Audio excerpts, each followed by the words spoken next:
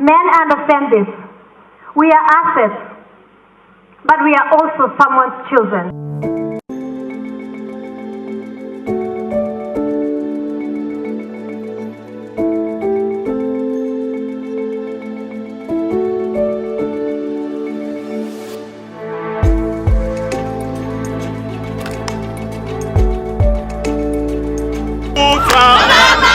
These women are protesting against the killing of women and girls in Kenya.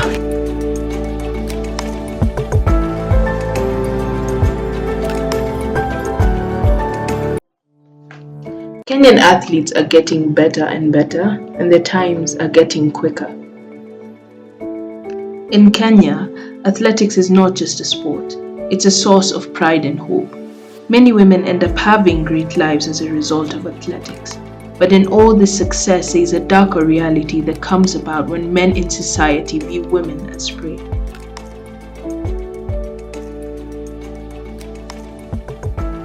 Marathon as well. So this is kind of modus operandum for Sifan to come down to a big burn-up over the last four. So often if you have one or two fantastic athletes who really get to the front, the bell to go. Sifan Hassan now charging. She's into fourth. The Kenyans. Investigations into the death of Agnes Tirop, Kenya's world record holder and two-time world championship bronze medalist, have begun. Agnes was found dead at her home in Iten in Elgeyo Marakwet County with a stab wound on her neck. Ugandan marathon runner Rebecca Cheptegei has died 4 days after being set on fire in an alleged attack by her boyfriend. The Olympic athlete was reportedly doused with petrol at her home in western Kenya, where she'd been training. Cheptegei, who was 33, sustained burns on more than 70% of her body. Boyfriend was also injured. There are concerns about the increasing cases of violence against female athletes in Kenya, some of which have resulted in death.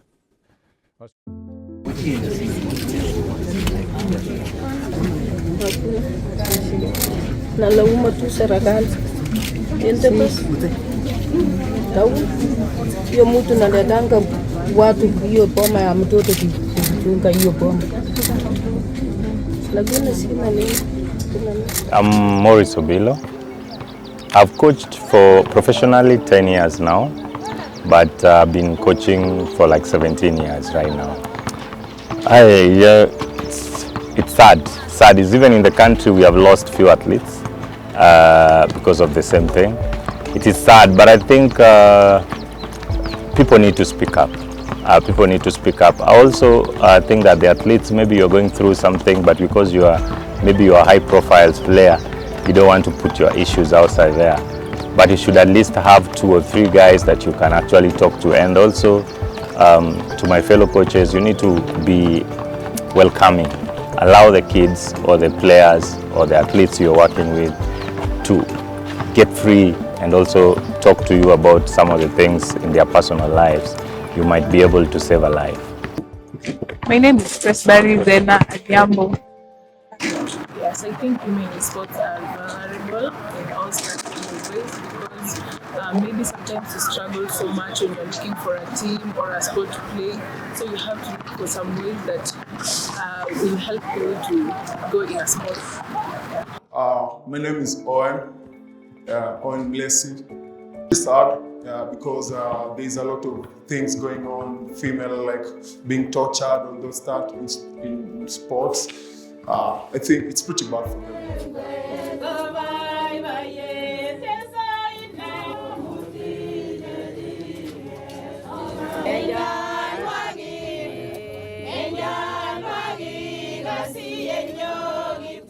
While the world admires Kenyan runners for their strength and resilience, many female athletes are confronted with a pervasive threat when they come home: violence and, tragically, death.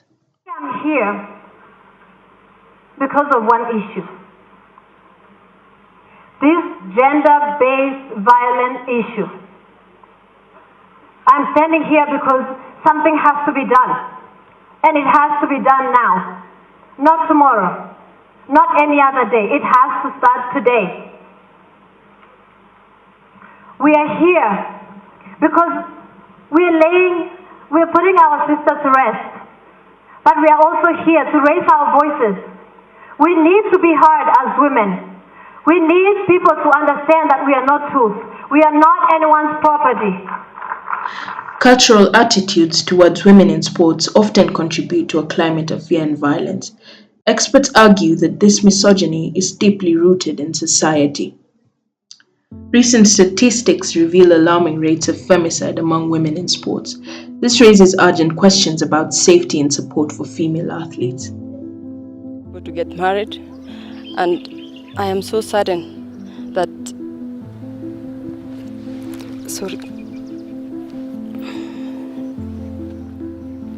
that she had to go through that. She had to die because of insecure partner, a jealous one. Yeah. Sorry. Most of our senior players who should be doing that are actually themselves. They went through almost the same thing. So I think maybe they are scared or something, but we don't have so many players talking about it. I don't know if they're afraid or I don't know, but we don't have. Being open. You just need to be yourself. Tell it out the way it is. If a coach like me comes to you and tells you, for you to do A, B, C, D, you have to do this. You just need to be open about it, so that if my name is outside there that I'm doing it, most probably I'll be eliminated from the sports, and people will learn from that. And maybe somebody else, if they're thinking that they will do it or they want to do it, they will stop, and that might help. Sometimes these things happen, kids are quiet with it, and the other guys will just pick it up. So I think they just need to be open, they need to be confident. The way I was saying, they need to be comfortable to speak up. Yeah, that's the only thing that will help us. The fear of violence doesn't just affect individual athletes, it echoes through the entire sports community. Many female athletes are now reconsidering their participation in the sport they love because of fear of the men in their lives turning against them due to unjustified reasons such as money and jealousy. The horrifying and dark tale of how women continue to suffer domestic violence under the hands of men, and my hope and prayer is that she will find justice, and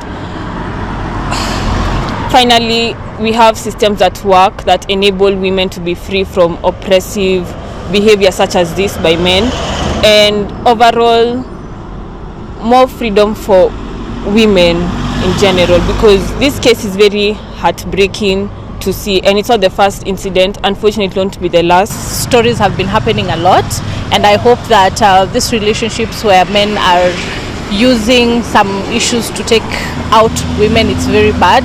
And I think as a country and just as a community and the society, we should look deeper into the issues that are leading to these challenges. We try to create women awareness and gender awareness across all networks through sports.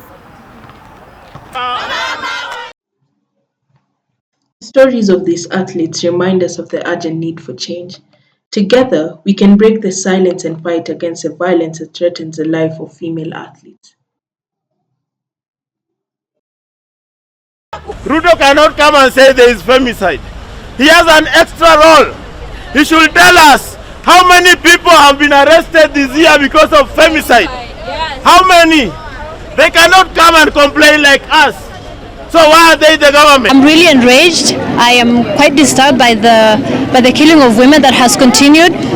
We lost Agnes, and she was a world record holder. Now we've lost other girls who are schoolgirls. How far is this going to go before it ends? The story of Agnes Tirop and Rebecca Cheptegei are not just other stories. This is the story of two women whose lives were stolen from them. The story of a sister, a daughter, a friend, whose name now reduced to a headline.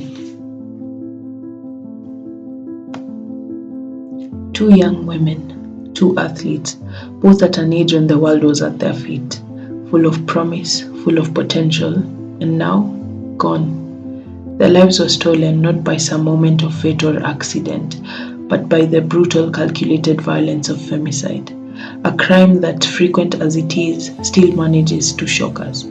Not only by the horrific nature of such an act, but because it still happens with an impunity that appears to say this is normal.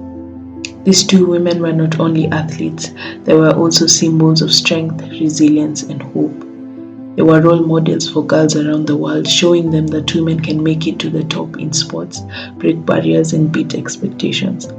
And yet, such extraordinary strength, such undeniable talent, was not enough to save them from that which they should have had every right to be able to trust above all else: safety.